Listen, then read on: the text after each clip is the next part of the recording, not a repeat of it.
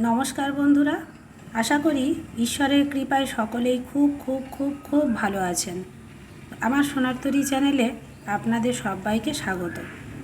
আপনারা ভাবছেন হয়তো যে চাল ডাল নিয়ে কেন বসে আছে, কিন্তু এই চাল ডাল নিয়ে আমি কেন বসে আছি, এটা হলো এই যে চাল এবং ডাল, এই চাল আর ডাল ধুয়ে আমরা যে জলটা পাই সেটা কিন্তু আমরা প্রতিদিন ওয়েস্ট করে দিই, প্রতিদিনই আমরা ফেলে দিই। কিন্তু এইটা যদি আমরা ফেলে না দিয়ে এর যে কত গুণাগুণ সেটা যদি আমরা জানি, তাহলে কিন্তু আমরা এই চাল আর ডাল ধোয়া জলটা কোনো দিনই ফেলবো না। এটা গাছের গোড়ায় প্রতিদিনই দেবো, সেই তো আমরা ফেলে দিচ্ছি। যদি গাছের গোড়ায় দিই, গাছটাকে যদি ভালো করতে পারি, তাহলে অসুবিধা কী?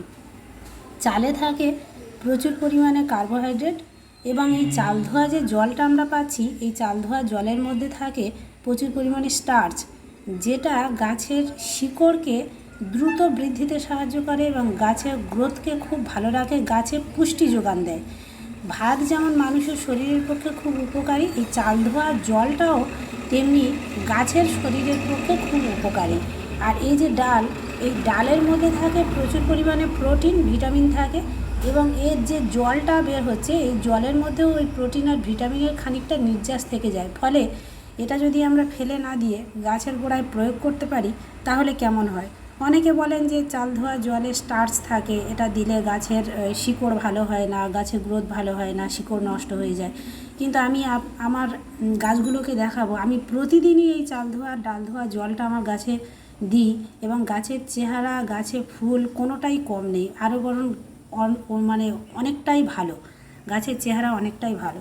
তো এখন কি করব? কিছুই নয়, সিম্পল। আপনারা যেমন চাল ধুয়ে থাকেন সেই রকমই চালটা ধুয়ে, শুধু যতবার চাল ধুচ্ছেন ডাল ধুচ্ছেন, ধুয়ে জলটাকে শুধু বের করে নেওয়া, আর কিছুই নয়। দেখুন, এই পুরো জলটাই আমি এক জায়গায় করে নিয়েছি, চাল আর ডাল ধোয়া জলটা আমি একসাথে করে নিয়েছি। এই জলটা এবার আমি গাছের গোড়ায় দেবো, এবং গাছের চেহারাটা আপনাদের দেখাবো যে গাছগুলো কত সুন্দর হয়ে আছে। দেখুন, এটা ক্রোসেন্ডা গাছ, ক্রোসেন্ডা গাছটা কত সুন্দর হয়ে আছে। এবং আমি আরও একটা গাছ দেখাচ্ছি, এটা হলো অ্যাডেনিয়াম, অ্যাডেনিয়ামেও প্রচুর ফুল আছে। আমি প্রতিদিনই এই গাছের, আমার এই যে গাছের দেওয়া হয়, এই যে চাল আর ডাল ধোয়া জলটা আমি সব গাছেই দিই, যে কোনো ধরনের ফুল ফল সবজি সব গাছেই কিন্তু এই জলটা আমি প্রয়োগ করি। এটা আমার গোলাপ গাছ, তো গোলাপ গাছটা কত তরতাজা, কত সবুজ, কত সতেজ। দেখুন, আমি জবা ফুলের গাছ দেখাচ্ছি, জবা ফুলের গাছটা কত সুন্দর এবং প্রচুর পরিমাণে কুঁড়ি আছে, এই যে, এবং কতটা সবুজ, দেখুন কতটা সুন্দর হয়ে আছে। এই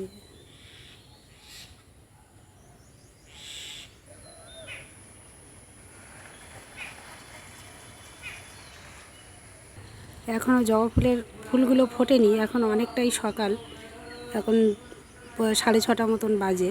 তো আমি দেখাচ্ছি যে কতটা পরিমাণ, প্রচুর পরিমাণ যে কুঁড়ি হয়ে আছে। কুঁড়ি নয়, এগুলো ফুল একটু পরেই ফুটে যাবে, আর একটু বেলা বাড়লেই এই ফুলগুলো ফুটে যাবে। তো বন্ধুরা, আমার ভিডিওটা আপনাদের কেমন লাগলো সেটা কমেন্টে অবশ্যই জানাবেন, এবং বন্ধুদের সঙ্গে একটু শেয়ার করবেন, এবং সাবস্ক্রাইব অবশ্যই করবেন। আর আপনারাও এইভাবে আপনাদের বাড়ির যে চাল ধোয়া ডাল ধোয়া জলটা, সেটা ফেলে না দিয়ে গাছের গোড়ায় প্রয়োগ করুন। গাছকে সুস্থ রাখুন, সুন্দর রাখুন। গাছ সুস্থ থাকলেই, গাছ ভালো থাকলেই আমরাও ভালো থাকবো, এবং পরিবেশও ভালো থাকবে। সুতরাং আপনারাও আপনাদের বাড়িতে এইভাবে প্রয়োগ করুন এবং ভালো থাকুন। নমস্কার।